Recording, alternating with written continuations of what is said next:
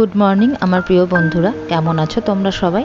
আশা করছি সবাই খুব ভালো আছো, আমিও ভালো আছি। আমার চ্যানেলের আরও একটি ব্লগে তোমাদের সবাইকে আরও একবার স্বাগত জানাই। কালকে বলেছিলাম পার্ট 2 নিয়ে আসবো, তাই আজকে নীল ষষ্ঠী পুজোর পার্ট 2 তোমাদের জন্য নিয়ে এসেছি। আজকে তোমাদের সঙ্গে আমি কিভাবে আমার উপোসটা করলাম, সারাদিন কি খেয়েছি সেগুলো শেয়ার করব, আর তার সাথে তোমাদেরকে বলবো কেন এই দিনটিকে নীল ষষ্ঠীও বলা হয়।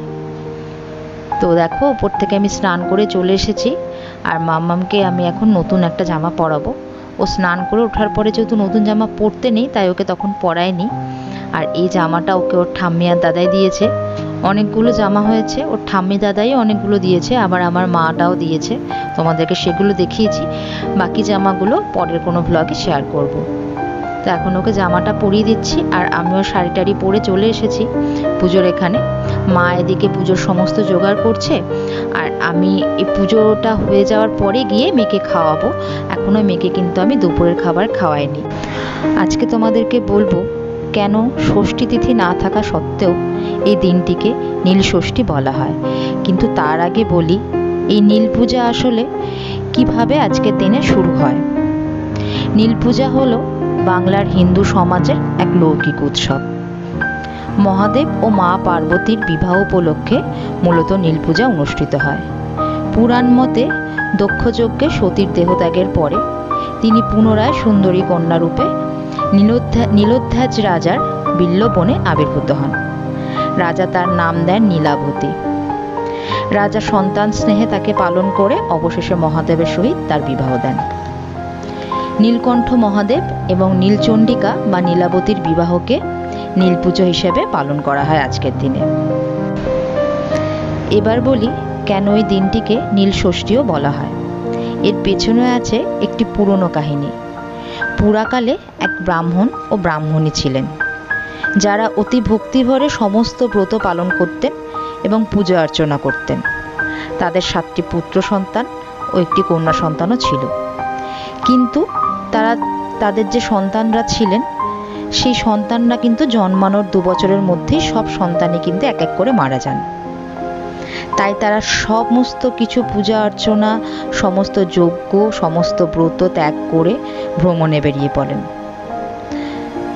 ভ্রমণ করতে করতে তারা কাশী এসে পৌঁছান এবং কাশীর গঙ্গায় স্নান করে গঙ্গার ঘাটে বসে তারা দুজনে অঝোর ধারায় কাঁদতে থাকেন।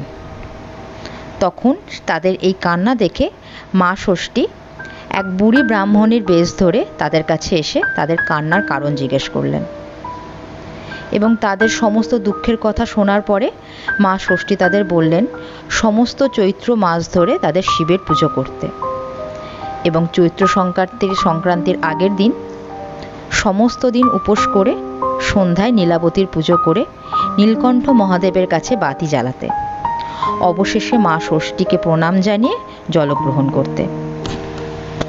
তারা কথা মতো নীল ষষ্ঠীর ব্রত পালন করলেন, এবং নীলাবতী, মহাদেব এবং মা ষষ্ঠীর কৃপায় তাদের পরবর্তী সন্তানরা দীর্ঘায়ু লাভ করলেন।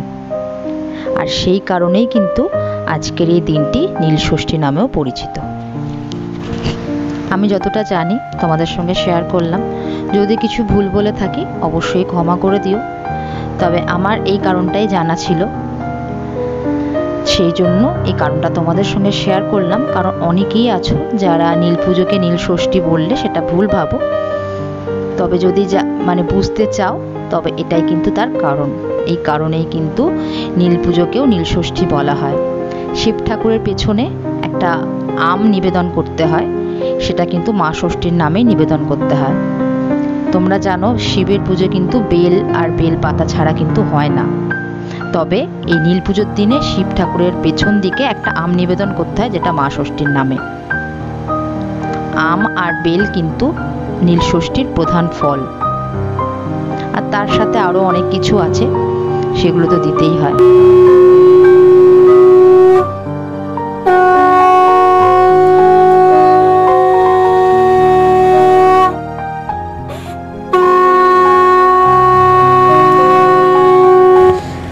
মায়ের পুজো হয়ে গেছে, এবার আমরা ওই ঘরে যাব। দরজাটা বন্ধ করে দেবো, ঠাকুর একটু খাবে। তোমাদেরকে একটা কথা বলে রাখি, আমার শাশুড়ি মা দুপুরবেলাতেই উপোসটা ভঙ্গ করে নেয় ঠাকুরের প্রসাদ মুখে দিয়ে, কারণ সময়ের সঙ্গে সঙ্গে না সব কিছুই চেঞ্জেস হয়ে যায়। হয়তো আমিও এখন রাত অবধি বা সন্ধে অবধি উপোস থাকছি, পরে হয়তো আমিও সেটা পারবো না। তো মা আগে এক সময় প্রচুর করেছে উপোস, আমি বিয়ের পরেও দেখেছি মা করেছে, কিন্তু এখন আর পারে না। আমরাও বারণ করি যে এতক্ষণ অবধি আপনাকে উপোস থাকতে হবে না। তো সেই কারণে মা কিন্তু দুপুরবেলাতেই জল ঢেলে ব্রতটা ভঙ্গ করে। আর প্রসাদ খেয়ে প্রথমে প্রসাদ মুখে দেয়, আমিও তাই করি, প্রথমে প্রসাদ মুখে দিয়ে জল খাই, তারপরে কিন্তু যা খাবার ফল টল সব খাই। তো এখন এখানে মা সাবু মাখতে বসেছে, আর আমার মেয়ে এদিকে সেদিকে উপদ্রব করে বেড়াচ্ছে। দেখো সাবুর মধ্যে গিয়ে একবার জল ঢালছে, আমার জন্য মা যে আখের রসটা কিনেছে তার মধ্যে গিয়ে জল ঢালছে। তা আমি তোমাদেরকে বলি, আমি কিন্তু সাবু মাখা খেতে ভীষণ ভালোবাসি। সাবু মাখা, সিন্নি মাখা আমি ভীষণ পছন্দ করি, খুবই ভালো লাগে খেতে। মানে সাবু যদি আমাকে কেউ কলা দিয়ে চটকে একটু চিনি দিয়ে দিলেই হবে আর কি, দিয়ে দেয়, তা আমি সেটা কিন্তু খুব আনন্দ করে খেয়ে নেবো। তো দেখো এখানে মা আমাকে থালা ভরে মিষ্টি ফল টল সব দিয়েছে। তবে একটা জিনিস কি জানো তো, সাবু মাখা খেতে ভালোবাসি ঠিকই, কিন্তু আমি যদি নর্মাল ডেতে খাই, মানে যেরকম যেদিনকে উপোস না থাকবো তখন যদি খাই, তাহলে আমি অনেকটা সাবু খেয়ে নিতে পারবো। কিন্তু উপোস করে না বেশি সাবু খেতে পারছি না, পারলাম না, কালকেও মানে পারিনি আর কি। মিষ্টি জিনিস তো চিনি না দিয়ে তো খাওয়া যাবে না, একটু তো চিনি দিতেই হবে। তো সেই কারণে কিন্তু মানে পুরোটা খেতে পারলাম না। মা দিল, আমি কিছুটা খেলাম, আর কিছুটা রেখে দিয়েছি সন্ধেবেলাতে খাবো বলে ফ্রিজে। তবে এটা যদি অন্য দিন হতো আমি পুরোটাই খেয়ে নিতে পারতাম। আর এখানে মা সাবু মাখছে, আমার মেয়েকে তো দিলাম মুখে একটু, ও সাবু পছন্দ করলো না, খেলো না। ওই ওখান থেকে একটু সন্দেশ খেলো, তারপরে আমার কাছ থেকে মিষ্টি খেলো, একটু ফল খেলো। আর কিছুক্ষণ আগেই আমি ওকে ভাত খাইয়েছি, পুজো দেওয়া হয়ে যাওয়ার পরে আমি এই ঘরে এসে ওকে আগে ভাতটা খাওয়ালাম দুপুরের। তারপরে গিয়ে এখানে আমরা বসেছি ফল টল নিয়ে। তবে সব সময় তো ওপরে করা সম্ভব হয় না, আর নিচে না মেয়ের ভয়তে কিছু নামাতে পারি না, ও যা দেখবে সেগুলো নিয়ে টান দেবে। মাই সাবু মেখেছে, আর এখানে দেখো আমাকে কতটা সাবু দিয়েছে। এতটা সাবু উপোস করে খাওয়া যায় বলো? আরও দেবে বলছিলাম, বলছি না না, এই গ্লাসে আছে একটু ডাবের জল, সেই যে তোমাদেরকে কালকে বলেছিলাম ডাব নিয়ে যে বাপি, একদম একটু একটু করে জল বেরিয়েছে জানো না, দুটো ডাব থেকে। আর একটা গ্লাসে আছে আখের রস। মা আখের রসটা অতটা পছন্দ করে না, তো মাকে আমি জোর করে একটুখানি দিয়েছি, আর পুরোটাই আমি খেয়েছি। আমার মেয়ে তো মোটে মুখেই দিল না। আর যেহেতু আখের রসটা সে অনেকক্ষণ আগে নেওয়া হয়েছে, তো আর আমরা যখন খাচ্ছি তখন প্রায় 3:30 মতন বাজে, তখন আখের রসটা না মানে কীরকম গুড়ের মতন একটা গন্ধ হয়ে গেছে, গুড় গন্ধ বেরোচ্ছে। তো যাই হোক, আমাদের খাওয়া দাওয়া কমপ্লিট হয়ে গেল, বেশ ভালোই পুজোটা ভালোভাবেই পুজোটা হয়ে গেছে। তবে যদি আমি একটু পুজো দিয়ে আসতে পারতাম তাহলে আমার বেশি ভালো লাগতো। যাই হোক, কিছু করার নেই। আর এদিকে বাসন তো বেশি ছিল না, তো যে কটা এঁঠো বাসন ছিল সেগুলো আমি ঝুড়িটা খালি করে ওর মধ্যে রেখে দিচ্ছি। গ্যাসের জায়গাটা মানে উনুন পাটটা একটু গুছিয়ে রাখতে হবে, কারণ সন্ধ্যাবেলায় এসে আমি লুচিটা আর ঘুগনিটা করব, সেই কারণে আর কি। তো ওই জন্যই এই জায়গাটা একটুখানি গোছানোর ব্যবস্থা করছি। রান্না যতটুকু হয়েছে তার জন্য জায়গাটা একটু নোংরা হয়ে গেছে। তো আর দেখবে নোংরা জায়গাতে রান্না সেকেন্ড টাইম করতে কিন্তু ভালো লাগে না, একটু পরিষ্কার না থাকলে ঠিক মন পোষায় না আর কি। তো ওই জন্য একটু ওপর হালকা হালকা করে একটু গুছিয়ে নিচ্ছি। আর আজকে মাসিমাও আসবেন না, সেই কারণে আমি একটু গুছিয়ে নিলাম। তো চলে এসেছি এখন রান্না করতে। গিয়ে একটু রেস্ট নিয়ে নিয়েছিলাম, মেয়েটাকে ঘুম পাড়ালাম। আর আমার রেস্ট বলতে ওই বসে বসে একটু রেস্ট নেওয়া। আমি কিন্তু একদিনও দুপুরবেলায় ঘুমোতে পারি না, কারণ আমি যদি দুপুরবেলায় ঘুমিয়ে পড়ি তাহলে আমি কিন্তু তোমাদের কাছে আমার এই ব্লগগুলো তুলে ধরতে পারবো না। দুপুরে বসে বসে আমি ব্লগটা এডিট করি। আসলে আমি মানে 3-4টে টাইম লেগে যায় আমার ব্লগ এডিট করতে, কারণ বুঝতেই তো পারছো একদমই ছোট বাচ্চা, ওকে নিয়ে একটা টাইম পুরোটা করা সম্ভব হয় না। একটু রাত্রে করি, একটু দুপুরে করি, একটু কোনো সময় আবার ভোরবেলায় উঠে গিয়ে করি। দুপুরটাই বেশি হয় আর কি, বুঝেছো? তো এই দেখো আমি এখন আলুটা কেটে নিচ্ছি, আলু টমেটো আর একটু জিরে আর একটু তেজপাতা ফোড়ন দিয়ে আমি ঘুগনিটা করব। আমি অন্য সময় জিরে আদা বাটা দিই, তবে আজকে জিরে আদা বাটাটা নেই, সেই জন্য আজকে যেগুলো আছে ওই দিয়েই ঘুগনিটা আমি করব। আবার আবার লুচিও করতে হবে, তো সেই কারণে আজকে ঘুগনিটা করবি, তারপরে লুচিটা করবো। আর এই দেখো মটরটা সেদ্ধ হয়ে গেছে।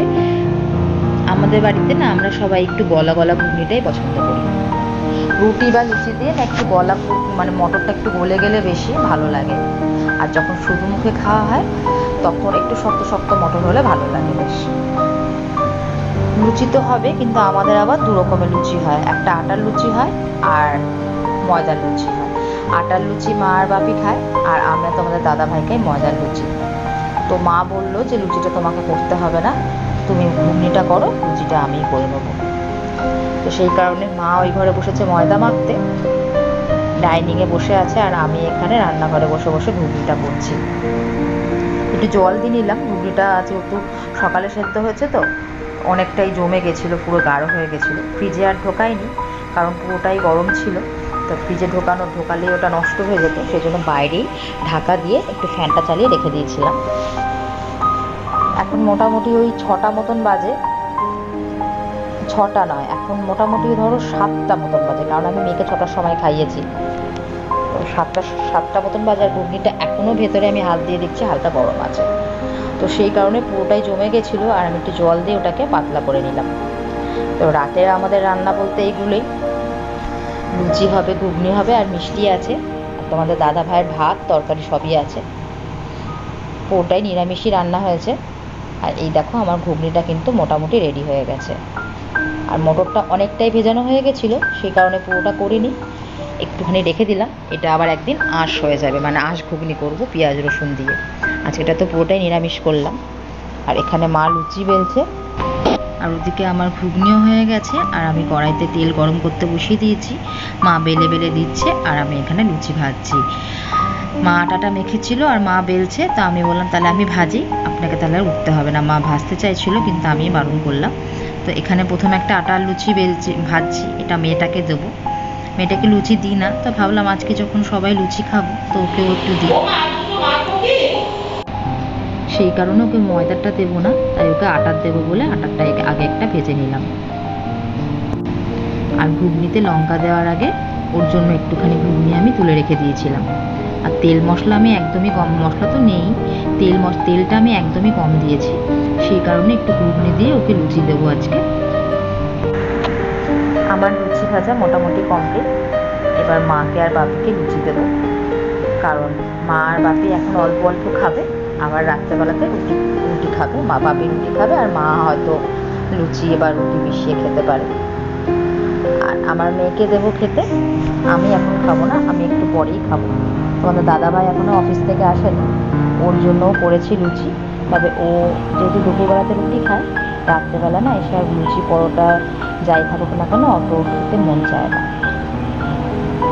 তো আজকের মতন ব্লগটা এখানেই শেষ করছি। তোমাদের সবার ব্লগটা কেমন লাগলো অবশ্যই জানিও, যদি ভালো লেগে থাকে অবশ্যই একটা লাইক কমেন্ট আর শেয়ার করে দিও। চ্যানেলটাকে সাবস্ক্রাইব করতে ভুলো না। দেখা হবে তোমাদের সাথে পরের একটা ব্লগে। ততক্ষণের জন্য তোমরা সবাই সুস্থ থেকো, স্বাভাবিক থেকো। টাটা।